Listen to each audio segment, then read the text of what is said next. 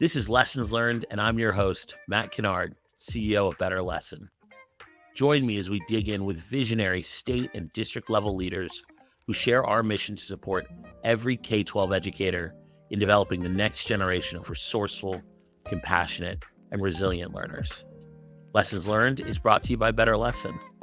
Let's get started.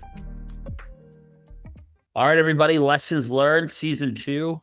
We have been diving into the idea of workforce. We've had a chance to meet with some incredible individuals, but a conversation that we thought was really important was to actually go talk to some folks in industry. We know that that is something that's been a high focus point, and lo and behold, we are very lucky to be joined by Matt Kellam. And, Matt is an interesting guy. He is currently the manager of workforce development at Dominion Energy.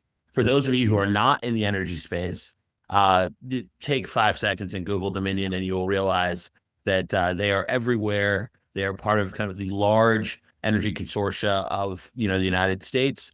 And not only does he work on workforce development for Dominion, he's also part of the Virginia's Energy Workforce Consortium and Center for Energy Workforce, sits on many panels and boards, and is a great person who is really thinking not just about how do we get students who are graduating into jobs they can persist in, but really thinking about what is the nature of that interaction between industry and K-12. Something that I think as we get into it, Matt, you're going to share with us, might have been a little bit lost as an art going forward. So we're really excited to have you on. Lessons Learned, Season 2. We really want to get into the hard questions and jump in. But Matt, welcome. We're so excited to have you. Yeah, thanks, Matt. I'm really glad to be here. I know we've probably been traveling in some of the same circles for a while, but no, these topics that you're covering and allowing us, your guests, to just share some insights and have some good discussions. They're really important. So I'm excited to chat with you, and hopefully your listeners and viewers will gain a little benefit from what I might be able to share. Now, we're excited about it. And I think that one of the things that at Better Lesson we're really concerned about is how do we build a system that works for everybody, right? That system's got to work for giving students opportunities to persist in their choice, whether they are enrolled, enlisted, or employed postgraduate. Like, how are you ensuring that those students are really post-secondary ready and able to take something on? More importantly, I think we're trying to expose all of the different players who are in this set of choices and support, because I think that industry is actually trying to work more actively to partner with K-12. And there was a time in our history where we did a lot of that. Think, AT&T and, when we had the phone company or the computer company and IBM.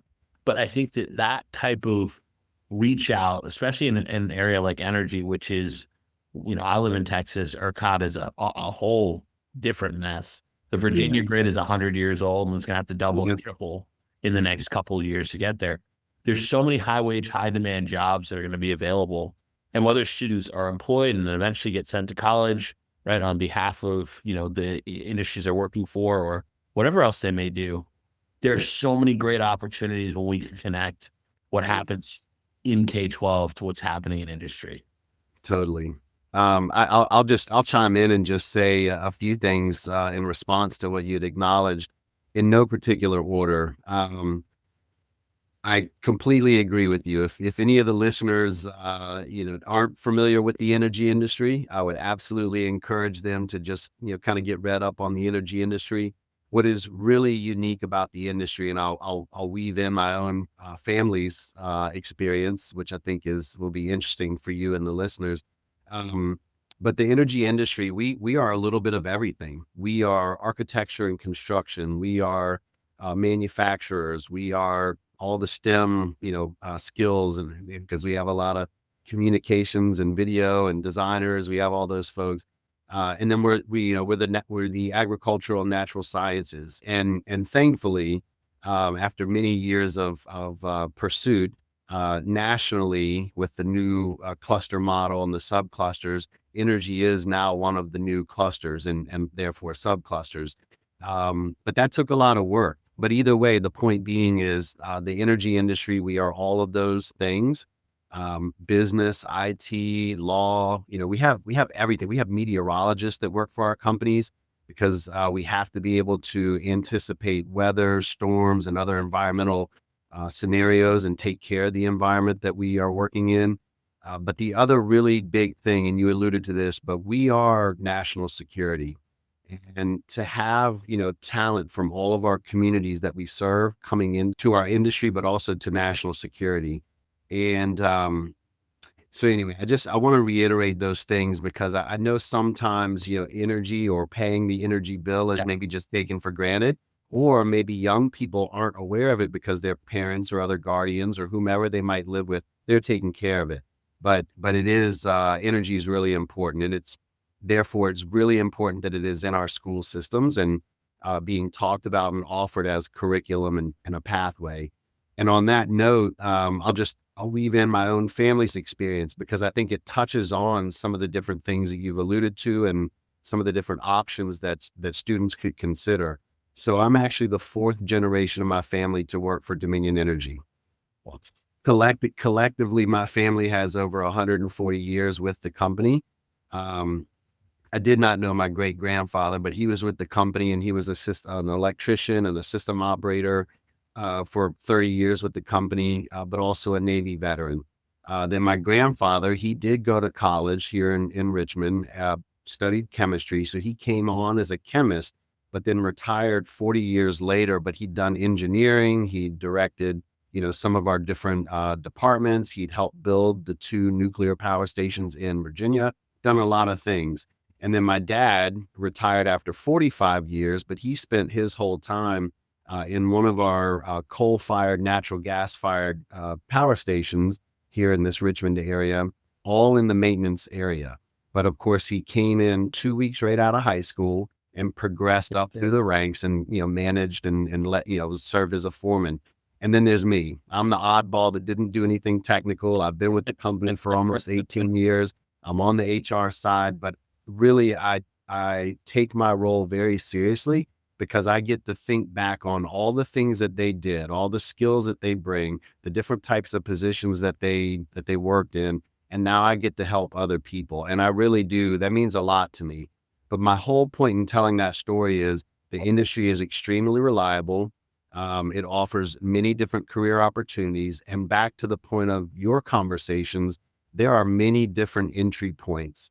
But especially if we create proper awareness at the K through 12 level, then young people get to see maybe I joined right out of high school and with the skills I learned in my CTE program, for example, or maybe I want to go post-secondary, but either way, there's a pathway and there's a stackable model and really the energy industry, we have a little bit of all of it. Two things that reflect on in this conversation. It's something we love to ask people, and I'll say that I think you've shown it. We often ask educators, "Why are you so passionate about K-12?" I think you've expressed a passion for K-12 here, and the idea of giving people entry points in a way that sounds a lot like our district superintendents and educators. I think sometimes there's a misunderstanding that industry isn't excited about the fresh talent that they're able to bring in, whether it's at the college level or the high school level. But it seems like we've really turned the page in the last decade to say, you all are looking for smart, talented people at both levels, and you're actually passionate about building that relationship. So, like, what drives that passion for you around that K-12 partnership? Uh, my own experiences probably. Just again to weave in a little bit about my experiences, but then touch on kind of the broader response to your question. I'm from Richmond, Virginia, which is where I am now. I in high school, I honestly wasn't really sure what I wanted to do. Initially, I thought, oh, I just want to do like everyone else and go to 4 year college and have fun. And I honestly didn't even know what I wanted to study. Like that was a challenge, and that's part of what fuels me now. Um, the long story short is I actually met a Marine recruiter as a senior in high school. I had enlisted to go active duty into the Marine Corps. Shortly thereafter, I still realized I wanted to go to college and have that experience. So I switched things up and I ended up going into the Marine Reserves while I was going to college full time. However, as mature as I was as a Marine, um, I was not a very mature college student. And it wasn't that I didn't want to learn, wasn't that I didn't want to work. I didn't know what I wanted to do. And for me, it took me until the second semester of my second year in college to actually think about what were my interests, what were my skills, what did I think I wanted to do, who did I see doing it? And I landed in mass communications and public relations. But by that time and shortly thereafter, I also, there in the mid 90s, telling my age a little bit, there wasn't a lot of internship and co op opportunities back then like there are now. So what I was missing, at least this is my excuse, is I was missing the practical application to go along with what I was hearing in the class. So unfortunately, though I don't have regrets, I did drop out of college. And so fast forward, I am still a college dropout. And but what I realized was people at a younger age deserve to learn earlier what their opportunities are and deserve to be encouraged to think about and explore their interest. And then if we can point them in the right directions of, all right, well, if these are your interests, then, here are all of your different opportunities that you can explore and pursue. And I think if we get better at that, and industry has a real responsibility in that, man, then I think we're unleashing a lot of talented people and skills earlier on that, we may not yet be tapping into. And lastly, I'll say again, industry has a real responsibility in that. And many of us now here in 2025, and we have for a while, we recognize that we need to connect with, high school students, middle school students, K through 12. But sometimes there is a challenge on the industry side to balance the day-to-day work that is very critical that we've alluded to, and then the bandwidth and time that we might be able to spend with the educators, with the student. And that's where my team's job in workforce development comes into play, is really trying to educate on both sides, internally and externally. Like, how do we treat talent and workforce as a real part of our operational planning and execution? I think this comes down to intentionality and an understanding of that symbiotic relationship, right? Industry and education go hand in hand, because without a continuously developed workforce, you have a problem. But without also the goals set forth for what's necessary, you can't give kids that experiential learning, right? I grew up in the Boston area. Northeastern University has always been one of those at the forefront of the idea that if you're going to send a kid to college to go learn how to do something, part of your graduation requirement should probably be doing that thing. Yeah. And whether that's working in industry or, working in education, whatever those things may be, how do we start building that up? And I think that, we had a really great conversation with director for, CTE and post-secondary, Matt Breton, who was on here. I think, you probably know the Enrico County folks pretty well. That's where I grew up. Yeah. If you don't, and so you probably have met Mac at some point in your career, the idea that we can get kids the opportunity to see what it's like, maybe see themselves in those jobs, Yeah. right? Like most people at 16, 17, 18 don't necessarily know what it's like, but when you can give kids actual opportunities to see it, you Yeah. can change their entire trajectory. Absolutely. Yes, I do know Mac very well. Matter of fact, I owe him a call and a text back. Mac, I know he was a guest of yours. He is unbelievable. And thankfully there are a lot of peers of his in those roles in the different school districts in our different states that feel that way. And you alluded to that at the beginning. But man, I couldn't agree with you more. I mean, young people, I sometimes don't like this saying, but young people, they don't know what they don't know. And it is up to us, the educators and the industry folks, to work together to create that that knowledge and share with them what is it that we do. And I'll tell you, one of the first things, and I'm learning something new every day as well. But years ago, I learned that diesel technology is not just for vehicles. Yeah.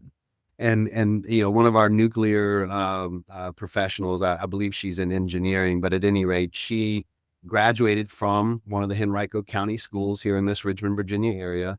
And she reached out to me and she said, "Hey, I'd like to connect back with some of the instructors there at Henrico CTE, so forth and so on." And then she mentioned diesel tech. And she said, "Yeah, the diesel tech students, they're learning this, this, and this, and they're really a good fit in our nuclear environment." And I was like, "Oh, okay. Yep. Yep. I knew that." And kind of playing along.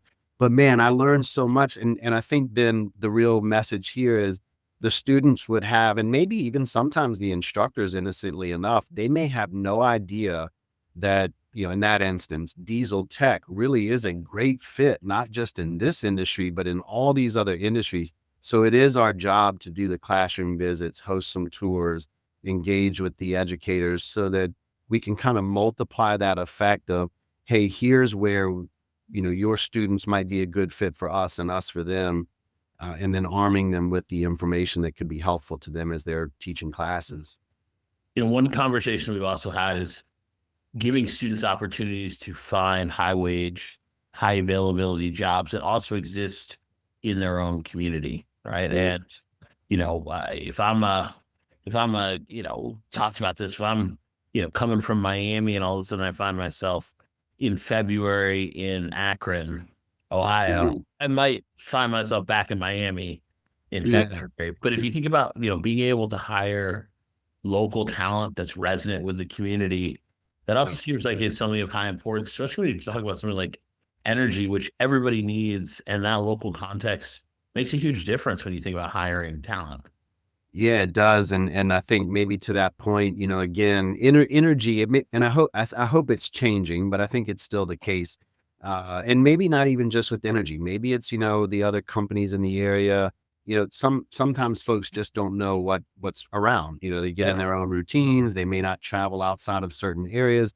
All good. But yes, it is extremely important to us. And I'm sure all the other energy companies that I've ever met and known and talked to, and even other industries, to recruit locally because of your point. Folks, a lot of times we stay where we grew up, or we want to go back home to where we grew up, or we still have family or other ties or other responsibilities.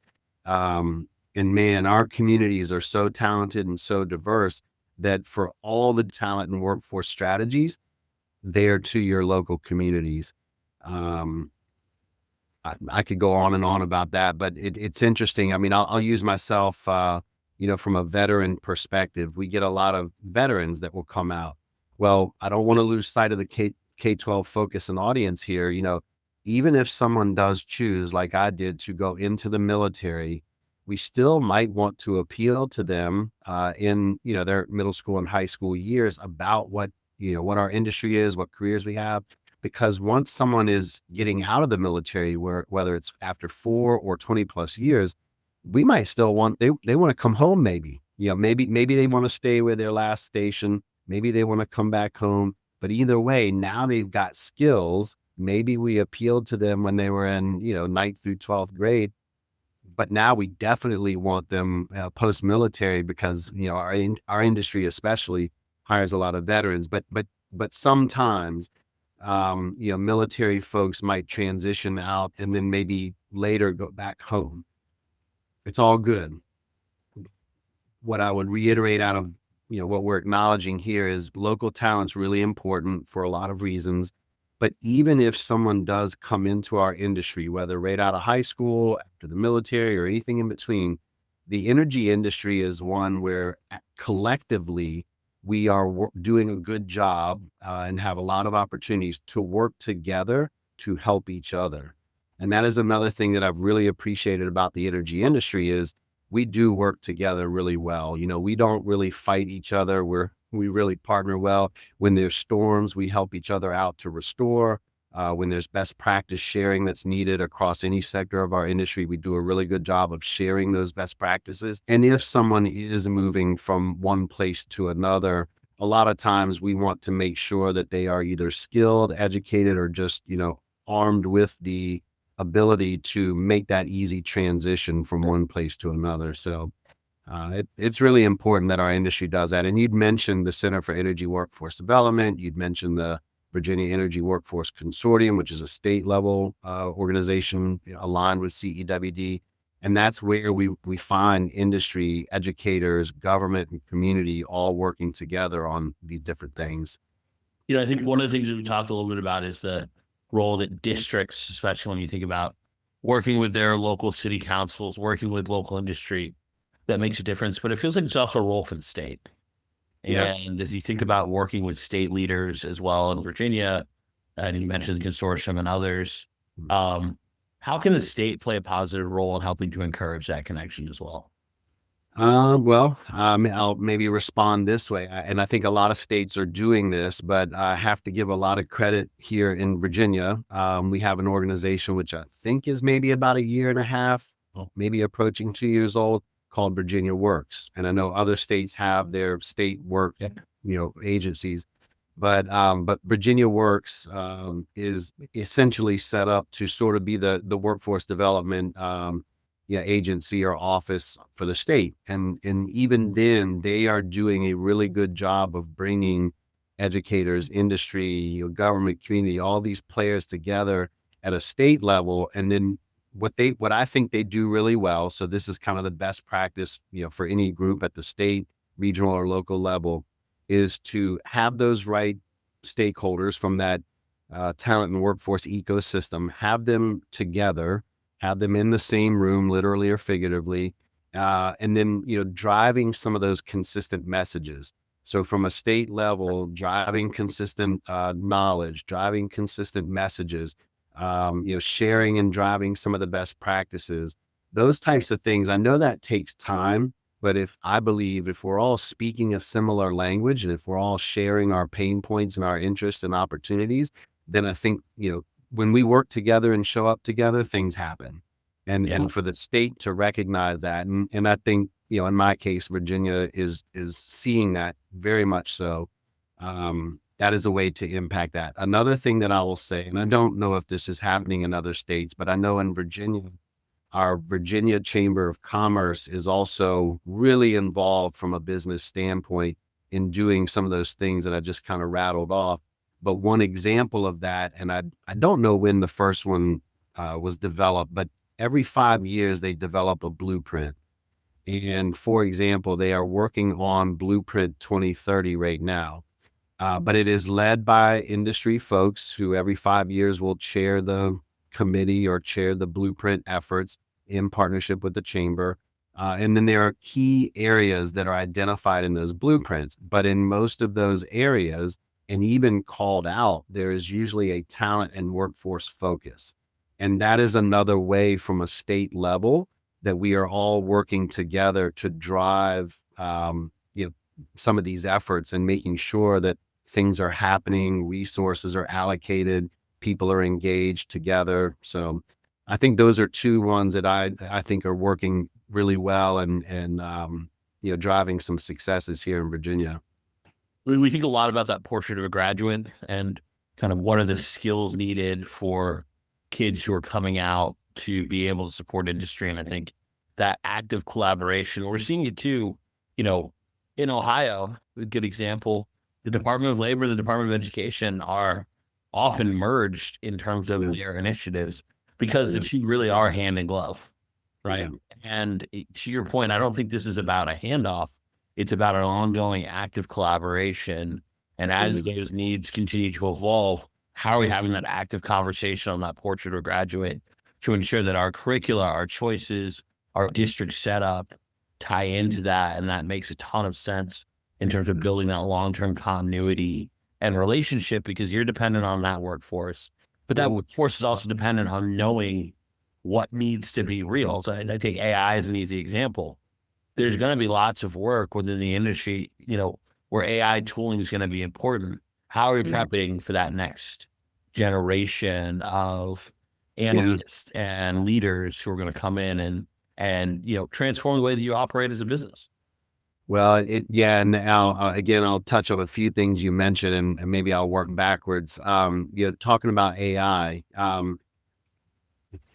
I probably don't even. I'm only scratching the surface on my knowledge of it and its capabilities. However, what I will say, and I have to give some credit to someone else I heard say this, but AI is a tool.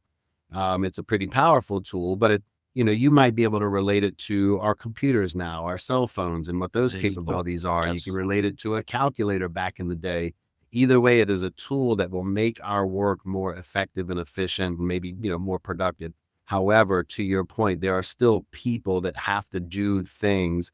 And so I don't believe, I might be wrong, I don't believe that we're going to be hiring less people. I think, to your point, the work that the people are doing is gonna shift, and we're gonna be able to tap into our employees or future workforce for more of their creative ideas and solutions and execution using those tools. Um, and then back to how does that get woven into curriculum? Well, I would say just like any other technology or industries that are advancing, if you have a curriculum framework in a CTE program or high school, then whatever that industry component is, it can be influenced and updated year That's to year, 100%. every 5 years. But that is a role where industry really should be engaged and get excited about, hey, this is what's happening. This is what's new. And oh, by the way, the other, 3/4 of your curriculum, this is really important because foundationally, you need to know these things, students, but don't lose sight of this is where you can apply that thing. Or here are the tools that you can use. And we're seeing that, obviously on the renewable energy side, there's always advancements. The nuclear side, there's advancements. The IT and the technology side, there's advancements. And I think that is, to me, that is where industry should see the fun in engaging and helping teach about what is our industry doing? Why is energy sexy and, savvy, and why should you come be a part of it? I think when industry folks, and please know, a lot of our employees and leaders, they really do want to engage in these ways with Yes, of the course. K through 12 folks. We got to figure out the right ways for them to know how they can be involved and to introduce them to who they can be involved with, and then help them realize, like, you don't have to spend weeks every year doing this. You might be able to, put a team together, a couple hours here, a couple hours there, and really those couple hours, they make a huge impact. But that is how I see industry evolving. That is how I see us from the industry side being able to help weave in industry advancements even into maybe a curriculum framework that might not change every 5 years or so. That makes And that and makes a lot of sense. And I'm going to go back to one thing you said there. yeah, AI as a tool. There's going to be other tools that come out. The idea that you can help demystify at the state and the district level, like this is what we're doing, this is where we're heading, and it's less mystery and more definitive, makes a huge difference because yeah, now we can really think about how does a title or portrait to graduate? How are we thinking about the skills needed? And again, it becomes that like that cross communication. yeah, Now, one thing you mentioned that I think is worth digging in a little bit on is CTE. And the reason I want to bring that up is I think that we sometimes have a misnomer around the idea that CTE is an alternative for rigorous curricula. mm-mm, It's not. I will make a point that I've made many times before, which is the kid who is going to go join Dominion Energy or join a Toyota Kanban plant is going to have more need for rigorous math, science, and ELA the day that they cross the graduation stage than a student going and matriculating to a 4-year college might right, have the next day when they show up on campus. That idea that CTE pathways should be ways to direct rigorous curricula towards an area of interest for a kid who may say, hey, I don't want to go to 4-year college now, or maybe I want to do it later, or really I want to get deep in industry and like I've found a vocational pathway that works for me, all of which is fantastic and it makes sense. But that requires rigorous curricula. And I think I would love I would love to hear the statement from you when you're looking at kids coming in that like, you actually care that they've also done pre-calculus and done, biochem and physics. You're no less discerning on rigor than Harvard and Yale. correct. Yes, I am excited to answer this question. I'm living it as a parent. My young daughters, 8th and 11th grade, they are getting the rigorous curriculum. I don't mind sharing. My oldest daughter actually chose to go into a CTE program heading into this year. She made a very thoughtful decision that after the first week, she didn't want to pursue that program. It was not for her lack of interest and love for that topic, but she just saw some other things that she wanted to pay attention to. But all that said, so even if she is now back into her traditional, general curriculum, it is still very rigorous. So it is really important. So I just want to share that, yeah, you don't necessarily have to go that route. You can go any other route, and it's still important to be challenged in your general curriculum. It is still important to know that if that's the route you choose, and we just had this conversation with my eighth grader last night, it is okay. There's still a lot of opportunities. You can still explore whatever route you choose. The other thing is going back to your question about the state and their involvement. I have to give a lot of credit to our Virginia Department of Education. And again, I think the other state departments of education. But the example here is I had an opportunity to speak with one of their representatives a couple of weeks ago, and they were asking about my thoughts on workplace readiness skills, period, but also workplace readiness skills and how they could be woven in across curriculum, not only in CTE, but elsewhere. And we've had WRS, as I'll call it, we've had that woven in, for a long time here in Virginia. But what I was reiterating was sort of what you're asking is, I think it is extremely important for any high school graduate anywhere to have reading comprehension skills at a certain level, math skills at a basic algebra or higher level, the sciences to varying degrees.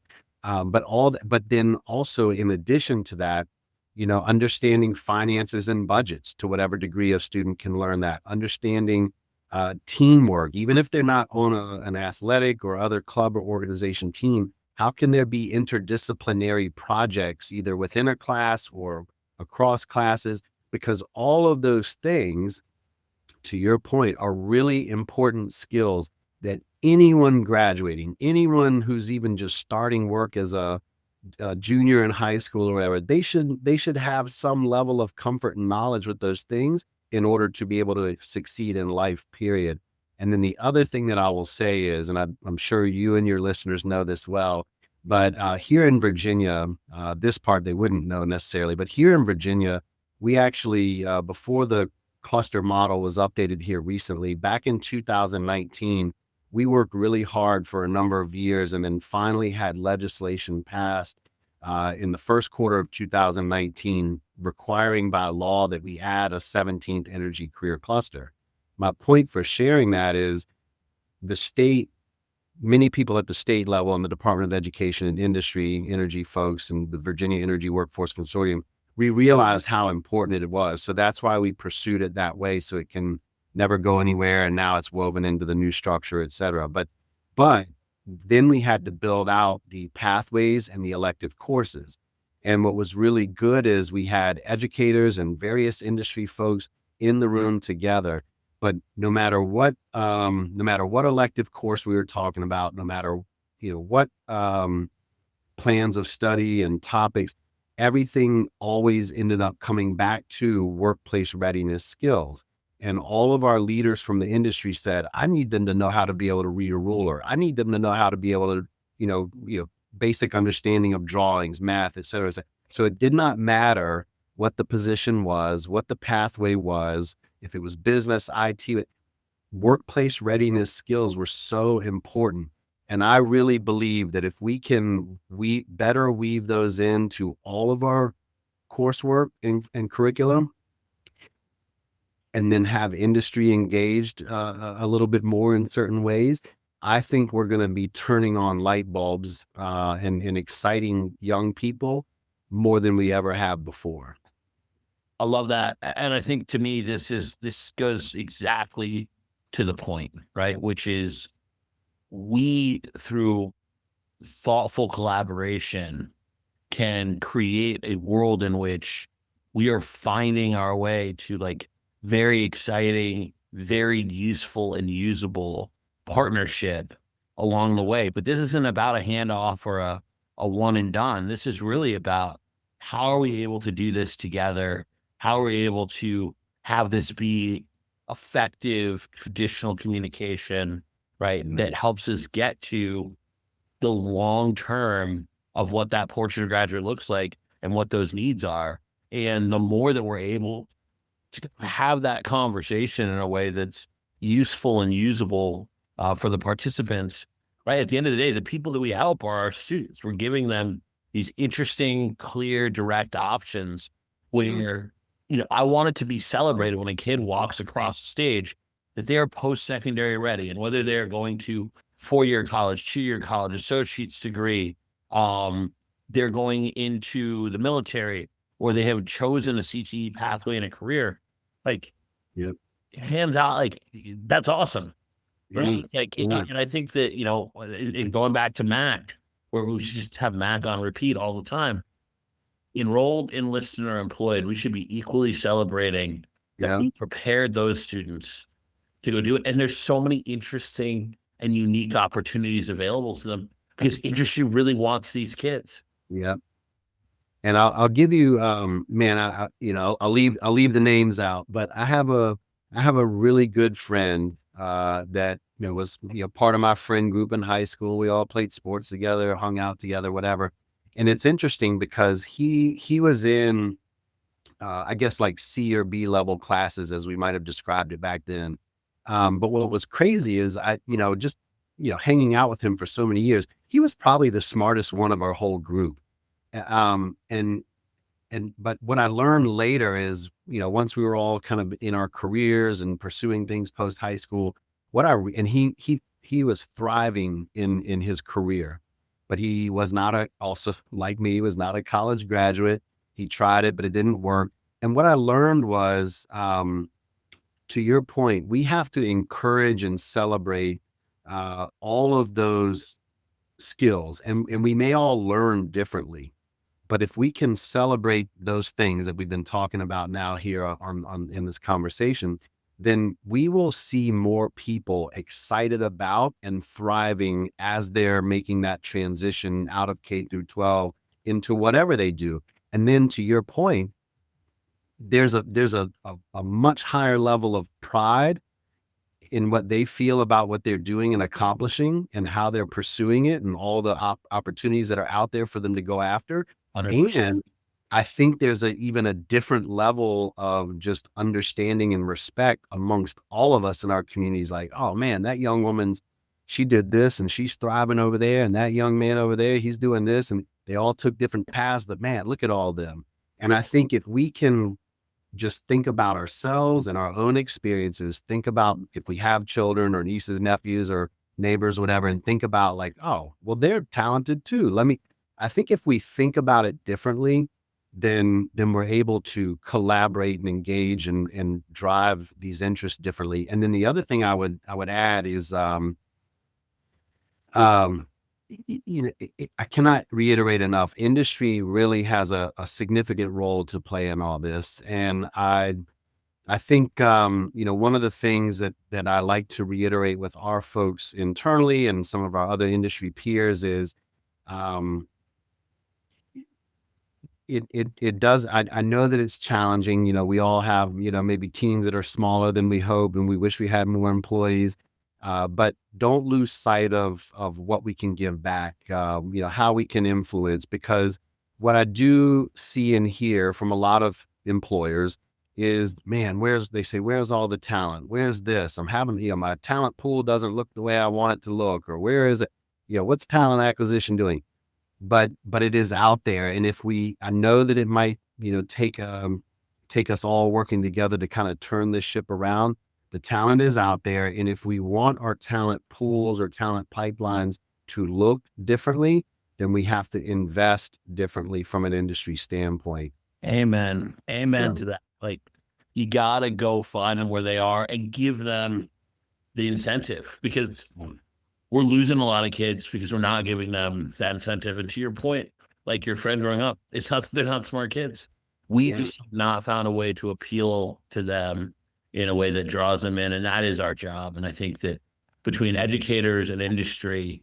I love it. So Matt, I'm going to ask you my favorite question, which is, you've seen a lot of change. I think you expressed a lot of hope in this call. Kind of what's the number one thing that makes you look at the future and say, I think we're going to be all right? I knew you were going to ask that. I'll answer it this way. I'll start with my own kids. And I'm not, this has nothing to do with my parenting. I look at them. We'll give you a I little know, credit. I'll take out my, We'll give your wife a lot more credit, but we'll give you a little credit. Yeah, my family and I will take some credit. But I look at them and I'm like, yep, they're good. Like they're listening. I hear day in and day out the things that they're saying back, and I see what they're doing, and we'll be okay. But then, their peers, when my teammates and I, and when my fellow Dominion Energy employees and other energy folks, when we go into the schools, I get to talk to. I mean, I get paid to do this, which is almost criminal. But I get to go into the schools and hang out with these young people and learn from them. And it's the same thing as my girls. When I see those students and when I see and hear what they're doing and asking, we'll be all right. But we have a responsibility to fill in some of those blanks and help them learn about all the things that they're curious about, or that they don't know to be curious about. But man, when I see those young people, and you and I, we were those young people at some point too. So that Marine recruiter saw something in me. I'm not sure what he saw, but he saw something in me. But either way, it is there. And when I see those young people, and when I do see the passion of the educators out there, man, as long as we just work together like any good team, industry, educators, families, communities, students, it's there. And if we keep after it, we're going to be producing some really talented and skilled individuals for all of our companies and industries out there. Listen, I love it. That is super exciting. Matt Kellam, Director of Workforce Development for Dominion Energy. This has been one of my favorite conversations of the season. I so appreciate you taking the time. And, it's been an incredible journey to get to this point of talking to industry. But I really hope that folks take this to heart, because that connection is something that we can create that's durable. I'd like to thank our audience for listening. As always, if you are interested in more, podcast.betterlesson.com, Lessons Learned, Season 2. We will see you in the next one. Matt, thank you. Thank you. That wraps another episode of the Lessons Learned podcast. Thank you for listening. For show notes and more about Better Lesson, please visit betterlesson.com/podcast. Lessons Learned is hosted by Better Lesson, the leading provider of data-driven, high-impact, system-wide K-12 teaching and learning solutions. We partner with states and districts to support every educator in developing the next generation of resourceful, compassionate, and resilient learners who are college and career ready. Our work has impacted more than 80,000 educators and nearly 3 million students nationwide. See you in the next episode.